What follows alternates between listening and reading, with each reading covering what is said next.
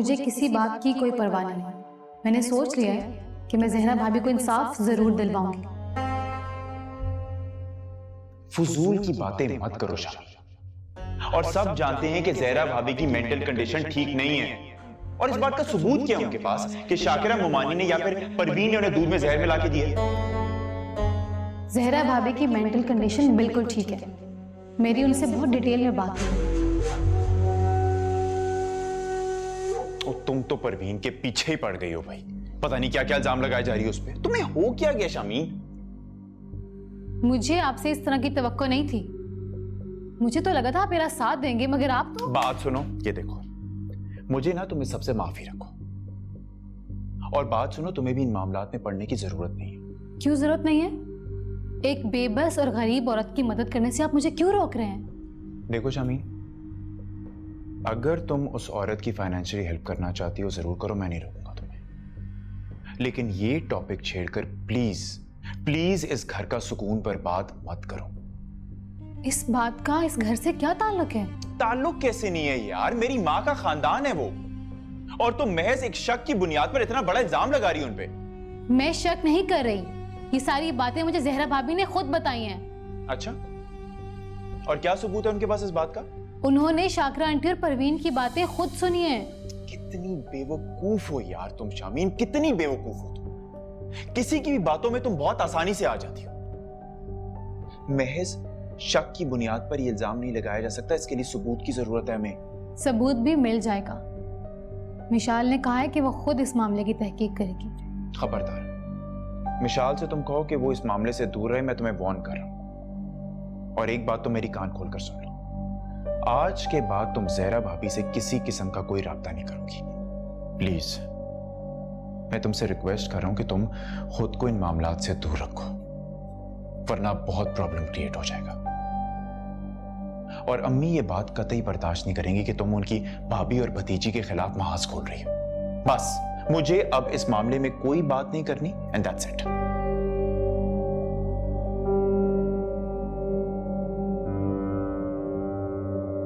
परवीन, तेरी होने वाली भाभी के लिए मैं कुछ कपड़े लेके आई हूँ, और जेवर तो वही जहरा वाला दे दूंगी। अम्मा, भाभी वाला सेट वो उससे मांग लिया तो? भाई अभी तक तो वापस नहीं मांगा है, जब मांगेगी तो किसी तरह टाल दूंगी। तू बता, खैरियत है? बड़ी परेशान लग रही है। अम्मा परेशान नहीं, बहुत परेशान हूँ मैं। तुम भी सुनोगे तुम्हारे होश उड़ जाएंगे। शामीन और आपकी बातें सुनकर आ रही हूँ मैं। शामीन भाभी से मिली है। क्या? हाँ। अब क्या होगा अम्मा? मुझे बहुत डर लग रहा है, कहीं शामीन की जबान खुल गई ना तो बहुत बुरा होगा, बहुत मसले हो जाएंगे, हम दोनों जेल में जाएंगे। बात तो वाकई परेशानी की है, लेकिन कोई बात नहीं, करती हूँ कुछ। क्या करोगी तुम? अरे सोचने तो दे मुझे। अम्मा, ये सोचने का वक्त नहीं है। जाओ भाभी के पास जाओ और उसे समझाओ, बन के डराओ। अरे मेरे कहने से मान जाएगी क्या? अम्मा मानेगी क्यों नहीं? इतना तो डरती है तुमसे। पहले वो बहू थी मेरी, अब किस नाते जाऊंगी उसके घर? ये घर वाले तो मुझे घर में घुसने भी नहीं देंगे। हाय अल्लाह अम्मा, वही हुआ जिसका डर था। ये पोल खुल गया ना तो बर्बाद हो जाएंगे हम दोनों। वैसे तू फिक्र न कर, किसी सबूत के बगैर वो हम पे कोई इल्जाम लगा नहीं सकती, और अगर लगाएगी भी ना तो कोई उस पे यकीन नहीं करेगा। शामीन और मिशाल भाभी के साथ मिली हुई हैं, और शामीन रुदाब को बता रही थी कि वो जो मिशाल है ना, ये खबर अखबार और टीवी में भी दे सकती है। हाय अम्मा, मुझे बड़ा डर लग रहा है, अगर ये हो गया तो हम बर्बाद हो जाएंगे। सोचो जरा, ऐसी खबर अगर मीडिया में आ गई, अखबार में आ गई, टीवी पे आ गई, तो हम किसी को मुंह दिखाने के काबिल नहीं रहेंगे। और सिर्फ तुम्हारी वजह से अम्मा मैं भी जेल जाऊंगी। क्या करें?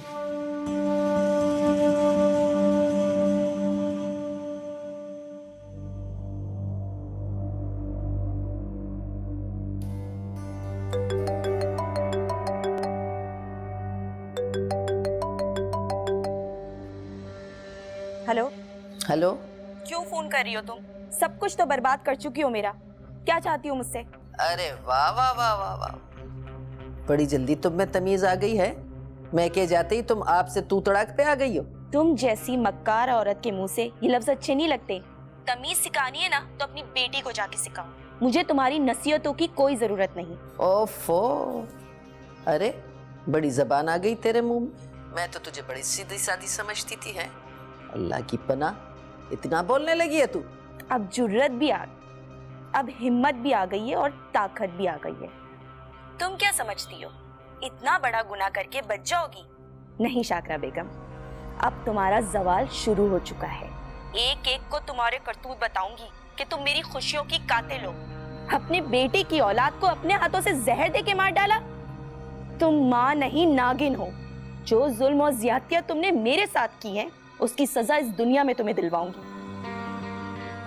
अपनी आंखों से तुम्हें जेल में चक्की पीसते हुए देखूंगी। अरे चल चल, बढ़िया ही धमकियां देने वाली, देख लूंगी मैं तुझे।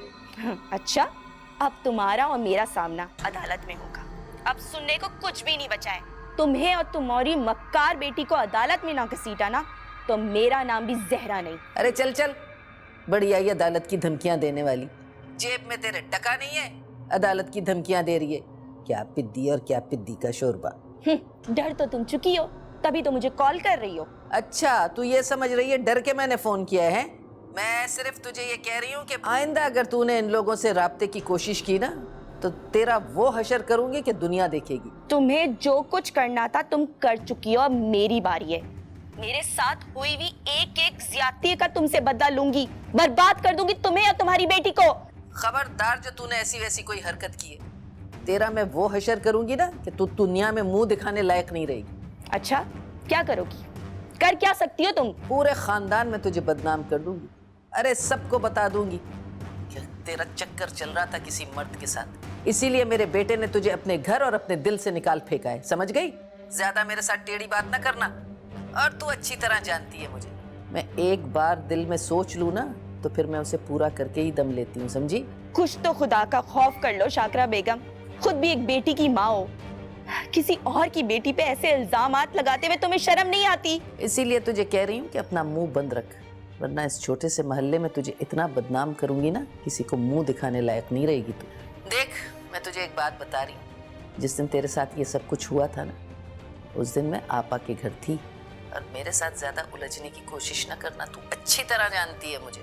मैं तेरा वो हशर करूंगी ना कि तू मुंह दिखाने लायक नहीं रहेगी, याद रखना, समझ गई? धमकियां ना देना मुझे, समझी? बेगैरत नहीं तो आई बड़ी।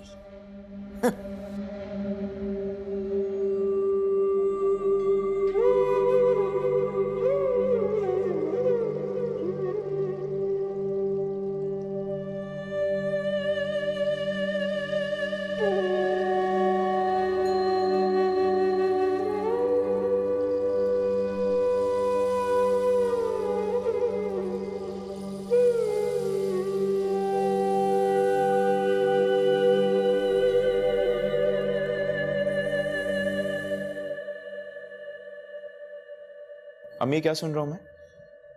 आप शगुफ्ता के लिए रिश्ते ढूंढती फिर रही हैं।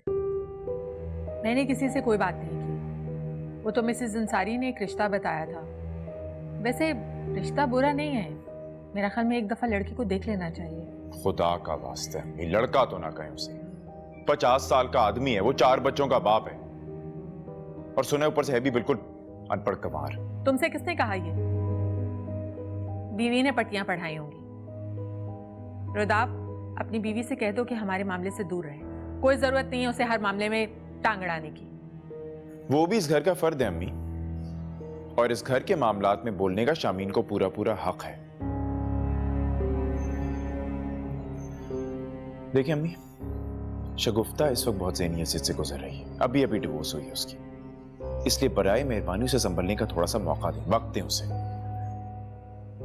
और उसकी शादी का ख्याल ना भी फिलहाल तो अपने दिमाग से निकाल ही दें, बात की बात में देखी जाएगी। और वैसे भी उसके भाई अभी जिंदा है, और बहनें कभी भी अपने भाइयों पे बोझ नहीं होती कि आप किसी भी ऐरे गैरे के साथ उसे ब्याह दें। अम्मी, एक बार पहले भी आप गलत फैसला कर चुकी हैं, जिसका नतीजा हम सब भुगत रहे हैं। इसलिए प्लीज इस बार जरा सोच समझ के फैसला कीजिएगा। जो हो गया उसे भूल जाओ। जिंदगी आगे बढ़ने का नाम है, और वैसे भी वो सारी जिंदगी तुम लोगों के घर में तो नहीं पड़ी रहेगी ना। कल को तुम्हारी ही बीवियां ताने देंगी उसे। ऐसा कुछ नहीं होगा।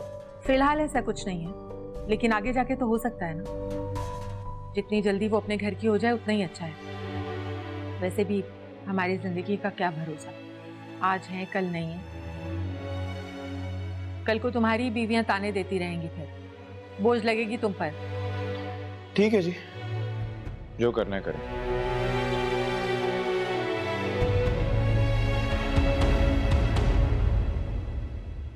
आप ही, मैंने अपने बॉस से बात कर ली है। वो जहरा भाभी के लिए बहुत अच्छे लॉयर को हायर कर रहे हैं। अब जहरा भाभी को जरूर इंसाफ मिल जाएगा। मेरी बात सुनो मिशाल, तुम कुछ अरसे के लिए इस चैप्टर को क्लोज नहीं कर सकती? क्या मतलब आप ही? मैं कुछ समझी नहीं। मेरी रुदाब से बात हुई थी, उन्होंने मुझे ये सब कुछ करने से मना किया है और तुम्हारे लिए भी कहा है कि तुम इस सारे मामले से दूर रहो। लेकिन क्यों आप ही? तुम जानती हो ना मिशाल, शाकरा आंटी इनकी ममानी है। वो कभी भी नहीं चाहेंगे कि हम उनके रिलेटिव्स के खिलाफ जाकर केस करें। उनके साथ साथ हमारी बदनामी भी होगी। आप ही, आपने बताया नहीं रुदाब भाई को किस कदर ज्यादती हो रही है जहरा भाभी के साथ। It's a murder case. आप ही कोई कुछ भी कहे, मैं पीछे नहीं हटूंगी। मैं जहरा भाभी को जरूर इंसाफ दिलाऊंगी। अगर इस सब चीजों में मेरा घर टूट गया तो?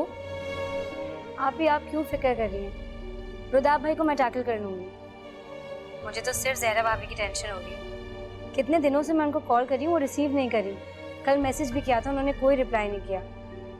मैं सोच रही हूँ क्या उनके घर जाके उनसे बात करूँ। अम्मा मुझे तो बहुत डर लग रहा है। अगर भाभी ने ये इल्जाम हम पे लगा दिया तो मेरा तो घर बर्बाद हो जाएगा और बदनामी अलग। अरे भाई कुछ नहीं होगा, मैंने फोन किया था उसे, उसने इतनी जुर्रत नहीं है। फोन सुन के घबरा गई थी। अब मेरा ख्याल है कि वो हमारे खिलाफ कोई जबान नहीं खोलेगी। तुम इतना यकीन से कैसे कह सकती हो? अरे गरीबों के पास इज्जत के सिवा और होता ही क्या है। अरे बदनामी के खौफ से चुप ही रहेंगे। वैसे तो ऐसा होता नहीं अम्मा, लेकिन अल्लाह करे इस बार तुम्हारा अंदाजा ठीक हो, वरना मैं तो बर्बाद हो जाऊंगी, तबाह हो जाएगी मेरी जिंदगी, और वो भी सिर्फ तुम्हारी वजह से। हाय क्या करूं। भाभी, मैं कितने दिनों से आपको फोन ट्राई कर रही हूँ, आप मेरा फोन रिसीव क्यों नहीं करती? आपको किसी की धमकियों से डरने की कोई जरूरत नहीं है। जब आपने कुछ गलत किया ही नहीं है तो आपको खौफ किस बात का है? भाभी, मैंने बहुत बड़े लॉयर से आपके लिए बात की है, वो आपको जरूर इंसाफ दिलाएंगे। नहीं चाहिए मुझे इंसाफ, और नहीं जरूरत मुझे किसी की मदद की। मैंने सब कुछ अल्लाह पे छोड़ दिया है और अब वही मेरा इंसाफ करेगा। खैर, तुम्हारा बहुत शुक्रिया जो कुछ भी तुमने मेरे लिए किया। अब प्लीज मुझे मेरे हाल पे छोड़ दो। नहीं भाभी, आप प्लीज मेरी बात तो सुने। मैंने कहा ना, मुझे मेरे हाल पे छोड़ दो। जहरा भाभी प्लीज देखिए, सिर्फ 5 मिनट आप मेरी बात सुन लें, फिर आप जैसा कहेंगी ना मैं वैसा करूंगी। हम गरीब लोगों को सबसे ज्यादा इज्जत का खौफ होता है। इज्जत के सिवा मेरे पास और है ही क्या? और अगर वो भी ना रही तो मैं कहाँ जाऊंगी? बेचारे मेरे बूढ़े माँ बाप लोगों के ताने सुन के वक्त से पहले ही मर जाएंगे। ऐसा कुछ नहीं होगा भाभी, आप यकीन करें। मिशाल, तुम सारी जिंदगी बाहर रही हो, इस माशरे के लोगों और इनकी जहनियत का तुम्हें अंदाजा नहीं है। ओके फाइन भाभी, अगर आपको लगता है कि उन पे केस करने से ये सब बातें बनेंगी तो मैं आपका केस नहीं लड़ूंगी। मैं तो सिर्फ इसलिए सब कर रही थी ताकि आपको इंसाफ मिले, लेकिन अगर आप खुद ही इंसाफ नहीं लेना चाहती तो मैं आपके साथ जबरदस्ती तो नहीं कर सकती। शाकरा और परवीन जैसी औरतों का कोई एतबार नहीं, खुद को बेकसूर साबित करने के लिए किसी भी हद तक जा सकती हैं। और अगर मुझ पे कोई उल्टा सीधा इल्जाम लगा दिया उन्होंने तो बेचारे मेरे माँ बाप जिल्लत के घड़े में गिर जाएंगे। मिशाल, देखिए भाभी, मैं जानती हूँ हर किसी को अपने गुनाह की सजा जरूर मिलेगी, लेकिन ऐसे खतरनाक और मक्कार लोगों को ना इसी दुनिया में सजा मिलनी चाहिए। आपको पता है इस मुल्क की औरतों का क्या प्रॉब्लम है? उनका वीक पॉइंट ये है कि वो बहुत जल्दी डर जाती हैं और पीछे हट जाती हैं। भाभी, जुल्म करने वाला तो जालिम होता ही है, लेकिन जुल्म सहने वाला ना उससे भी बड़ा मुजरिम होता है। खैर एनीवेज, मेरे पास आपके लिए एक बहुत अच्छी ऑफर है। कैसी ऑफर? भाभी, मैं जानती हूँ आप बहुत फाइनेंशियल क्राइसिस से गुजर रही हैं, अपने घर वालों पे भी बोझ बनी है। मुझे लगता है कि यही वक्त है कि आपको अपने पाँव पे खड़े होना चाहिए। लेकिन मैं कर भी क्या सकती हूँ? मैं तो पढ़ी लिखी नहीं हूँ और मुझे कोई काम भी नहीं आता है। भाभी, आप इतनी अच्छी कुकिंग कर लेती हैं, आपको तो पता है मैंने कितनी बार आपके हाथ का खाना खाया, और मैं ये गारंटी के साथ कह सकती हूँ कि आपके हाथ में जो जायका है ना, वो किसी और के हाथ में हो ही नहीं सकता। आप जानती हैं, हमारे ऑफिस में जो लेडी केटरिंग करती थी, इतने छोटे स्केल से उन्होंने अपना केटरिंग का बिजनेस स्टार्ट किया था और आज इतना बिजी है कि हमारे ऑर्डर्स ही ले सकती। जी हाँ, लेकिन वो तो मैं... लेकिन कुछ नहीं भाभी, आपको पता है हमारे ऑफिस में केटरिंग सर्विस की ज़रूरत है। मैं आपका नाम आज ही दे रही हूँ बॉस को। बल्कि आप एक काम करें, कल 12 बजे मेरे ऑफिस आ जाएं, कुछ अच्छे से खाने बना के ले आएं सैंपल के लिए। मैनेजमेंट वाले वो टेस्ट कर लेंगे और अगर उनको खाना पसंद आ गया ना तो समझे आपकी नौकरी पक्की। लेकिन मैं ये सब कुछ कैसे कर सकती हूँ? भाभी, आपको रोज 50 लोगों का खाना बनाना होगा और उसके बदले में आपको 15 से 20 हजार तक भी मिल सकते हैं। क्या 20,000? जी बिल्कुल भाभी, बस अब आप तैयारी पकड़ लें एंड आई एम श्योर आपके हाथ का खाना उनको जरूर पसंद आएगा। अच्छा, आप मैसेज में चेक करें, मैं ऑफिस का एड्रेस आपको टेक्स्ट कर रही हूँ। ठीक है? ठीक है। ओके, अल्लाह हाफिज। हाफिज।